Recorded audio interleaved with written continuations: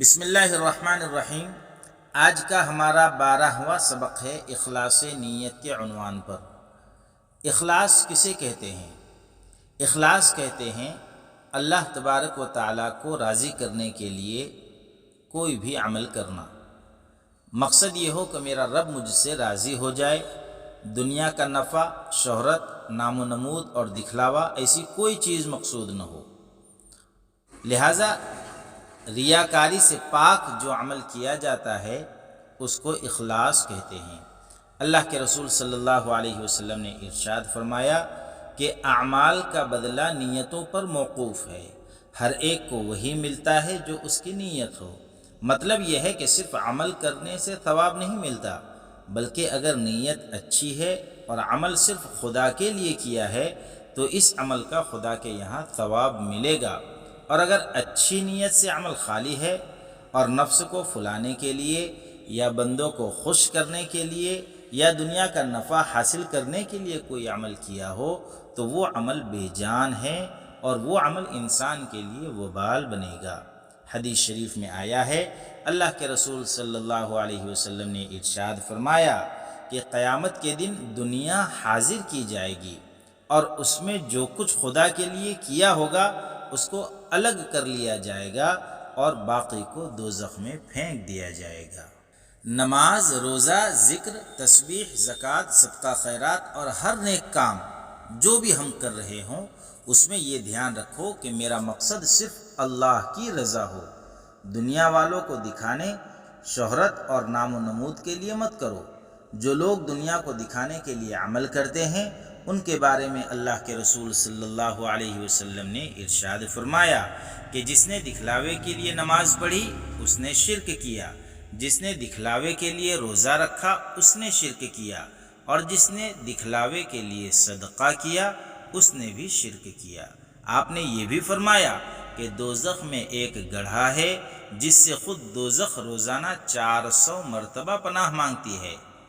اور اس دوزخ میں ریاکار عبادت گزار جائیں گے، یعنی جو دنیا میں دکھلاوے کے لیے عبادت کیا کرتے تھے ان کو اس دوزخ کے گڑھے میں ڈالا جائے گا۔ اللہ ہم سب کی حفاظت فرمائے۔ لہٰذا ہمیں چاہیے کہ دنیا کے شہرت اور نیک نامی کے خیال سے نماز، روزہ اور خیر خیرات نہ کیا کرے۔ اسی طرح چپکے سے صدقہ کرو کہ جو سیدھے ہاتھ سے اگر دیا ہے تو دوسرے ہاتھ کو بھی اس کی خبر نہ ہو۔ جن کاموں کو لوگ خالص دنیا کا کام سمجھتے ہیں تلاش کر کر اس میں خدا کی رضامندی کا پہلو نکال لیا جائے تو ان میں بھی ثواب ملے گا۔ یعنی کہ اگر کھانا ہم کھا رہے ہیں جس سے ہمارا فائدہ یہ ہے کہ بھی دنیا میں صحت اور تندرستی ہوگی، لیکن اگر ہم نیت یہ کر لے کہ میں یہ کھانا کھا رہا ہوں اس سے جو طاقت آئے گی وہ آخرت کے کام میں لگے گی، عبادت کے اندر مجھے مضبوطی ملے گی، طاقت ملے گی، اور پیٹ میں جب بھوک کا احساس نہیں ہوگا تو نماز بھی میں اچھی طرح سے پڑھوں گی، تو ایسی نیت کرنے سے کھانے کا بھی ثواب مل جائے گا۔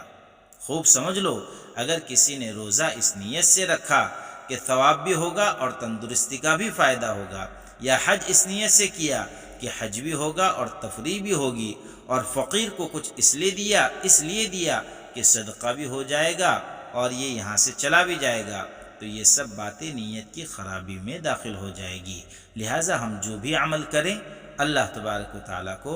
راضی کرنے کے لیے کریں اور اللہ تبارک و تعالیٰ کی رضامندی کو ذہن میں مقصود رکھتے ہوئے عمل کریں، تو انشاءاللہ اس عمل کا اجر بھی اللہ تبارک و تعالیٰ کے یہاں بڑھا کر دیا جائے گا۔ قرآن اور احادیث میں متعدد جگہوں پر اللہ اور اس کے رسول صلی اللہ علیہ وسلم نے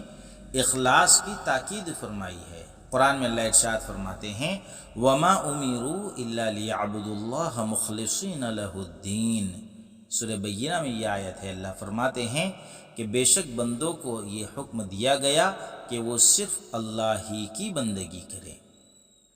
اسی طرح اللہ کے رسول صلی اللہ علیہ وسلم نے ایک حدیث شریف کے اندر ارشاد فرمایا، حضرت ابو ہریرہ رضی اللہ تعالیٰ عنہ روایت کرتے ہیں کہ اللہ کے رسول صلی اللہ علیہ وسلم نے ارشاد فرمایا ان اللہ لا ينظر الى اجسامکم ولا الى صورکم ولكن ينظر الى قلوبکم۔ کہ اللہ تبارک و تعالیٰ تمہارے جسموں کو اور تمہاری صورتوں کو نہیں دیکھتے، بلکہ وہ تمہارے دلوں کی نیتوں کو دیکھتے ہیں۔ ابو موسیٰ اشعری رضی اللہ تعالیٰ عنہ فرماتے ہیں کہ نبی صلی اللہ علیہ وسلم سے پوچھا گیا کہ ایک آدمی اپنی بہادری کے اظہار کے لیے لڑتا ہے،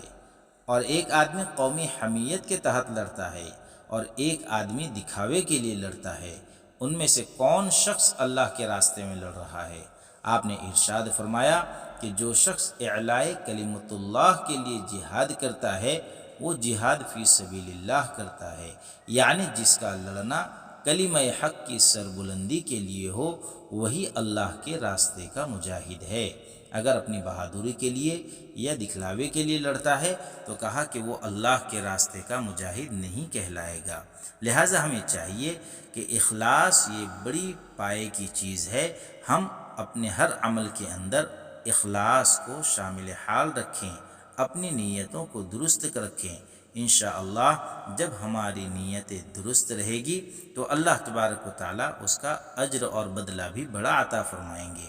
ایک روایت میں ہے کہ ایک شخص نے کہا کہ اللہ کے رسول صلی اللہ علیہ وسلم،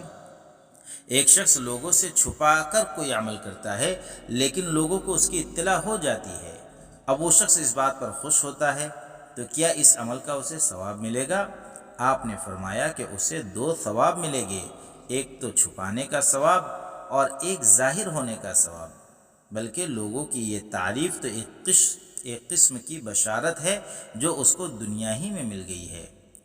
امام مسلم رحمۃ اللہ علیہ نے حضرت ابو ذر رضی اللہ تعالیٰ عنہ سے روایت کیا کہ میں نے پوچھا اللہ کے رسول صلی اللہ علیہ وسلم، ایک شخص دنیا میں نیک عمل کرتا ہے اور لوگ اس عمل کی تعریف کرتے ہیں، تو آپ نے فرمایا یہ مومن کے لیے دنیا ہی میں بشارت ہے۔ خیر، خلاصہ اور نچوڑ یہ ہے کہ ہم اللہ تبارک و تعالیٰ کو راضی کرنے کے لیے کام کرتے رہیں، اخلاص کے ساتھ کام کرتے رہیں،